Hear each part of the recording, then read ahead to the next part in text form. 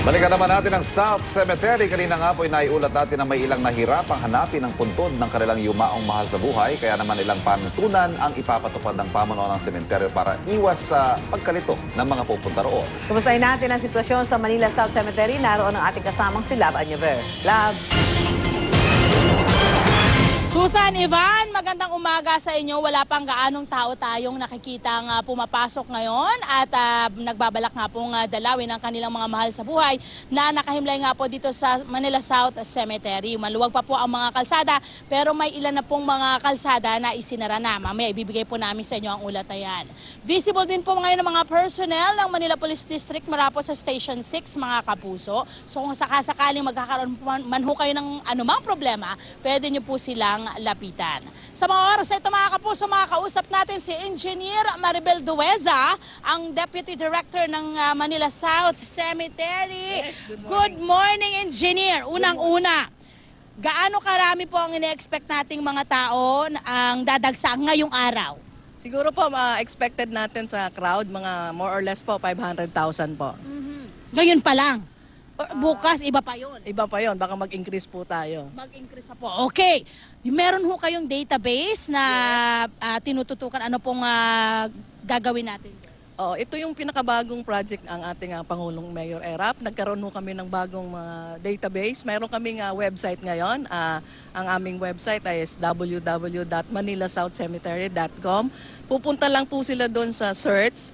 Tapos pwede na po nila makita yung pangalan ng kanilang mga mahal sa buhay para hindi na po sila mahirapan. Okay. Bukod sa pangalan, sabi nyo nga, pag clinic nyo lang po yung website na yon, ano pa po ang pwede nilang malaman mula po sa database? Kasi napansin natin, minsan alam mo naman ng mga tao, isang taon lang naman kasi, di ba?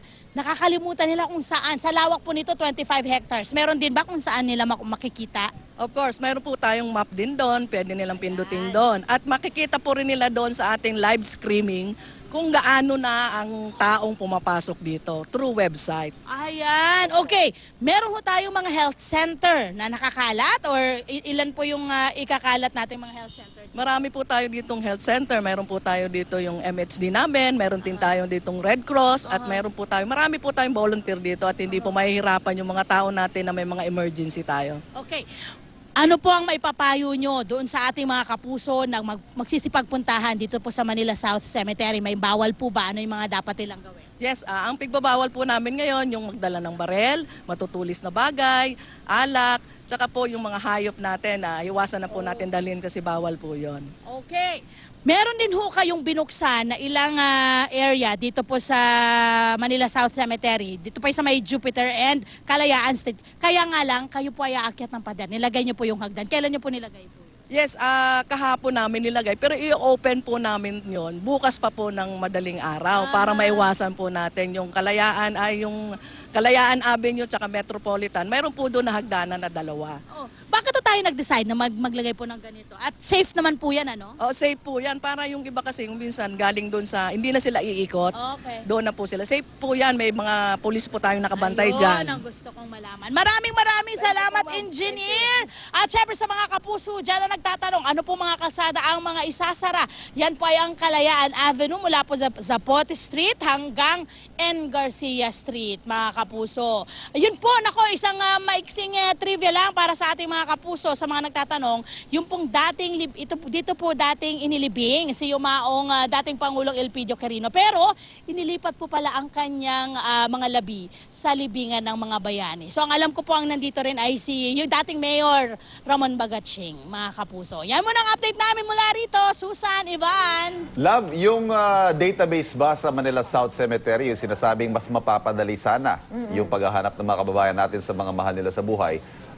Kumpleto na ba yan? Ibig sabihin, lahat ba na nakalibing dyan, sakop na ng database?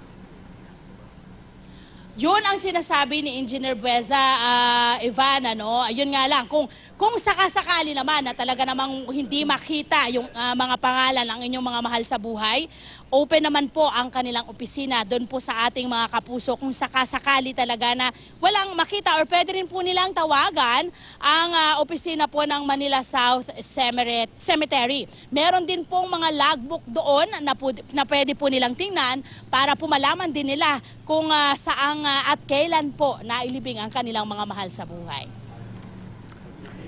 Okay, maraming salamat, Love Anjuber.